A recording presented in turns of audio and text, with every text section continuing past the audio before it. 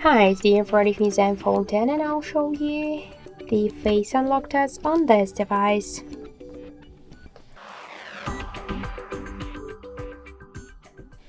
So I just set up my face recognition and now I'll make a couple of tries to unlock the device with my face and we'll see how fast this option is and does it works. So let's start. 1, 2, 3, 4, 5. As we could see, the face unlock option works here fast and correct, and we just unlock the device successfully without any problems.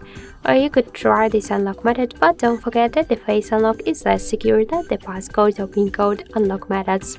That's it, thank you for watching, and if you like this video, leave thumbs up and subscribe.